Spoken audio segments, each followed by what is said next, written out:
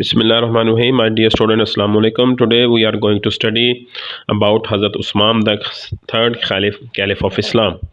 So his rule actually lasted for 12 years, from 644 AD to 656 AD. Got it? So in the today's lecture we are going to study about his early life, as we have studied in the beginning, and I gave you the information, the points, that how you need to write down the information about a specific personality.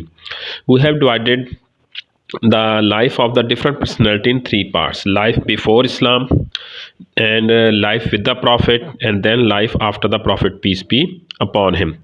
So we are going to study the same methodology here, but as far as companion Khalifas are concerned, we are going to add another point: life as a caliph. So all these points must be there in your information. You need to make notes, thorough notes, in order to understand.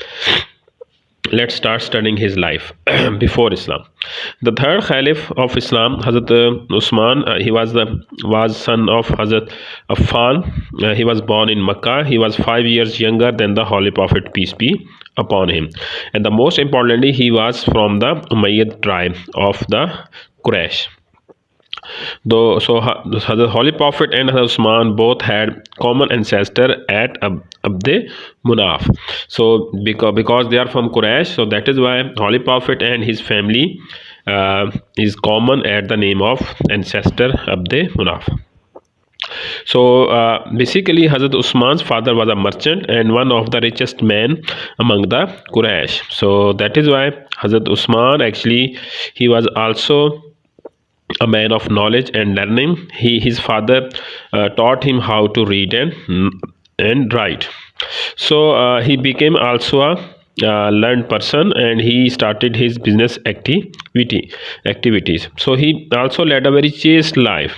The most important common activities between important points between the companion, that they spend a chaste life. They did not drink wine, gamble, idol worshipping, and other all activities. So this is the most important part of him, and he was an important person of the Meccan society, and he became a merchant.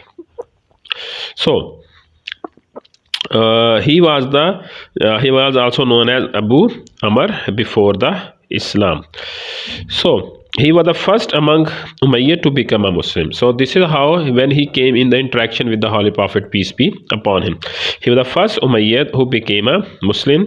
He spent his company, most of his time, with the Holy Prophet, peace be upon him.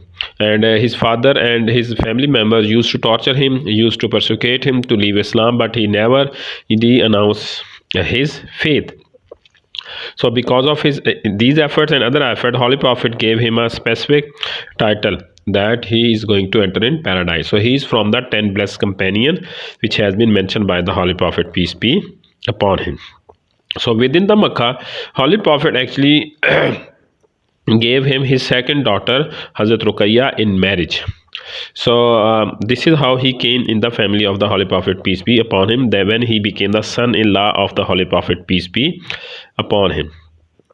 Okay, so within the Makkah, he also take part in the migration to Abyssinia.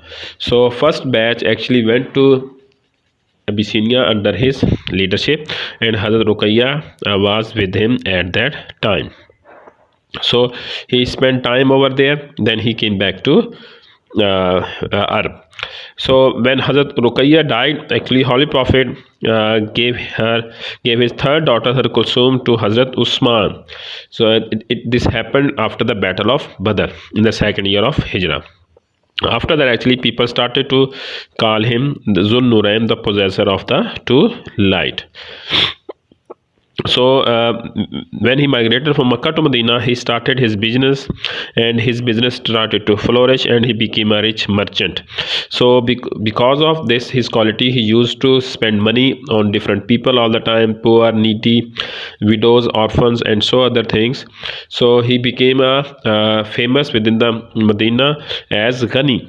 That is why he was given the title of Usman-e Ghani.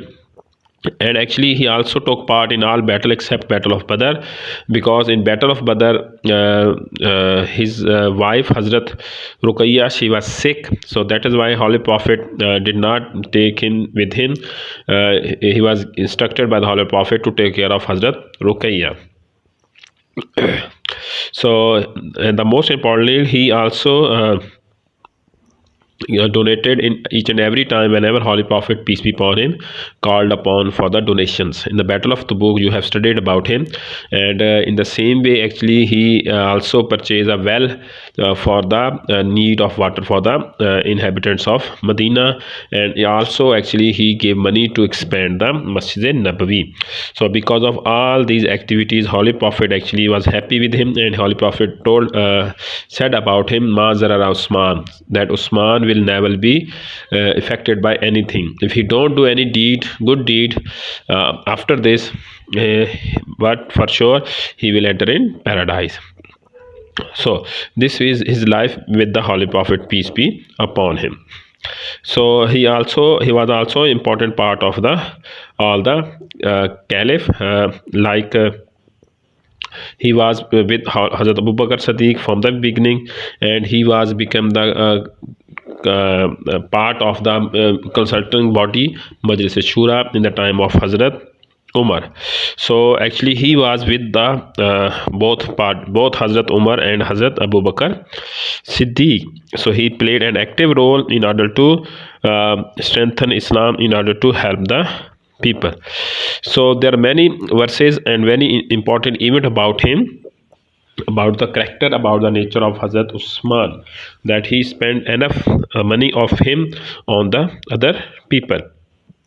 So my dear students, on his deathbed, the most important event of his life is after death of the Holy Prophet, when Hazrat Umar was on his deathbed, he nominated the panel of 6 people, and Hazrat Usman was one of them. And Hazrat Umar actually gave the advice that you need to select Khalifa as soon as possible from these people. So because of his nature and approach, he was being included in the panel of 6 people. So my dear student, tomorrow we are going to study about his election as a Khalifa, that how he been elected as a Khalifa of Islam. You need to study from the book Frkhanda Noor Muhammad and Dr Saqib, and also you need to go something out of the box. You need to study history of Islam, Islamic history, in order to know his character and everything.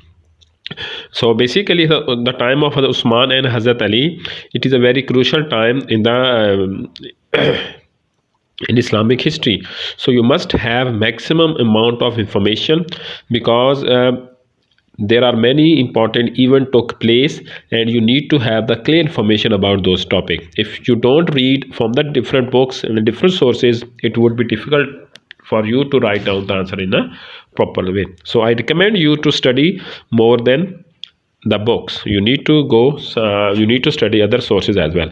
So tomorrow inshallah we are going to study about election as Khalifa of Hazrat Usman. Until then,